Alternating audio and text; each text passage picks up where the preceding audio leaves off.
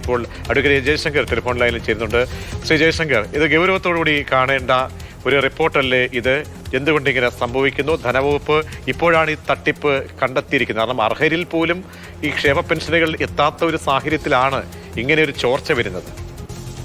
അത് തീർച്ചയായിട്ടും പരിഗണിക്കപ്പെടേണ്ടുന്ന ഒരു കാര്യമാണ്.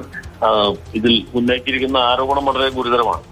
സർക്കാർ ഉദ്യോഗസ്ഥർ എന്ന് പറഞ്ഞാൽ തീരെ നിരക്ഷരായ ആളുകളൊന്നുമില്ല. നമ്മുടെ നാട്ടുപുറത്തേക്കാണ് ചില ആളുകൾ കർഷക തൊഴിലാളി പെൻഷൻ വാങ്ങിക്കുന്ന ആളുകൾ. അതേസമയത്ത് തന്നെ വിധവാ പെൻഷൻ അപേക്ഷ കൊടുക്കുകയാണെങ്കിൽ സർക്കാർ വളരെ കർശനമായിട്ട് ഈ കാര്യങ്ങൾ ഇടപെടുകയും ഒരാൾക്ക് ഒരു പെൻഷൻ കൂടുതൽ കൊടുക്കാൻ പാടില്ല എന്ന് ശാഠ്യം പിടിക്കുകയൊക്കെ ചെയ്യുന്ന കണ്ടത്. ഇവിടെ സർക്കാരിൽ നിന്ന് ശമ്പളം അല്ലെങ്കിൽ മറ്റു തരത്തിൽ പ്രതിഫലം പറ്റിക്കൊണ്ടിരിക്കുന്ന ആളുകൾ ആ വിവരം മറച്ചു വെച്ചിട്ടായിരിക്കണമല്ലോ ഈ ക്ഷേമ പെൻഷനുകൾ കൈപ്പറ്റും. അപ്പൊ തീർച്ചയായിട്ടും അത് വളരെ ഗുരുതരമായിട്ടുള്ള ഒരു കാര്യമാണ്. മാത്രമല്ല സർക്കാർ ഉദ്യോഗസ്ഥന്മാർ എന്നുള്ള നിലയ്ക്ക് ആ സർക്കാരും ജനങ്ങളിൽ അവരിൽ അർപ്പിച്ചിട്ടുള്ള ആ വിശ്വാസത്തെ തന്നെ ഹനിക്കുന്ന രീതിയിലുള്ള ഒരു പ്രവൃത്തിയാണ് സംഭവിച്ചത്.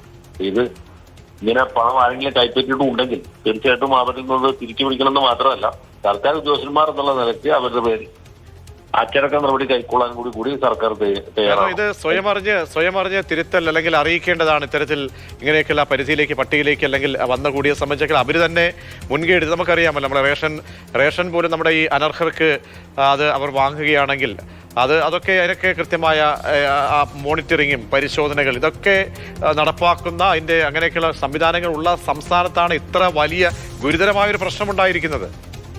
അത് തീർച്ചയായിട്ടും ഗൗരവമുള്ള കാര്യമാണ്. മാത്രമല്ല സർക്കാർ ഉദ്യോഗസ്ഥന്മാർ എന്നുള്ള അവർ ഒരിക്കലും ചെയ്യാൻ പാടില്ലാത്ത കാര്യമാണ് ചെയ്തിട്ടുള്ളത്. ഒരിക്കലും ഒരു സാധാരണക്കാരൻ ചെയ്യുന്ന പോലെ അല്ലെങ്കിൽ രാഷ്ട്രാഭ്യാസമില്ലാത്ത നിരക്ഷരനായ ഒരാൾ ചെയ്യുന്ന പോലെയല്ല. അല്ലെങ്കിൽ നാട്ടുപുറത്ത് ഒരു ഗ്രാമീണനായ ഒരാൾ ഒരു സമയത്ത് 2 പെൻഷൻ വാങ്ങിക്കുന്നത് ശരിയല്ല എന്ന് അറിയാൻ പാടില്ലാതെ വാങ്ങിക്കുകയാണെങ്കിൽ അത് നമുക്ക് ഒരു പരിധി വരെ മനസ്സിലാക്കാം. മാത്രമല്ല അവരുടെ ദാരിദ്ര്യാവസ്ഥയും കൂടി മനസ്സിലാക്കാം. ഇപ്പോഴങ്ങനെയല്ലല്ലോ. ഈ പട്ടികയില് കോളേജ് അധ്യാപകരും ഉണ്ട് ശ്രീ ജയശങ്കർ. അപ്പൊ തീർച്ചയായിട്ടും അവർ ആ പഠിപ്പിക്കുന്ന കോളേജിൽ നിന്ന് പിരിച്ചുവിടണം. അതൊരു മാതൃകയായിട്ട് മാറണം. കാരണം അല്ലെങ്കിൽ കോളേജിൽ പഠിക്കുന്ന വിദ്യാർത്ഥികൾ എന്തായിരിക്കും, ഈ അധ്യാപകന്മാർ ഇത്ര അച്ഛന്മാരാണ് എന്നറിഞ്ഞതിന് ശേഷം പിന്നെ കുട്ടികൾ എങ്ങനെ അവിടെ പഠിക്കും? അതൊരു വിഷയമല്ല. ശരി, വളരെയധികം നന്ദി ശ്രീ എ ജയശങ്കർ പ്രതികരിച്ചതിന്.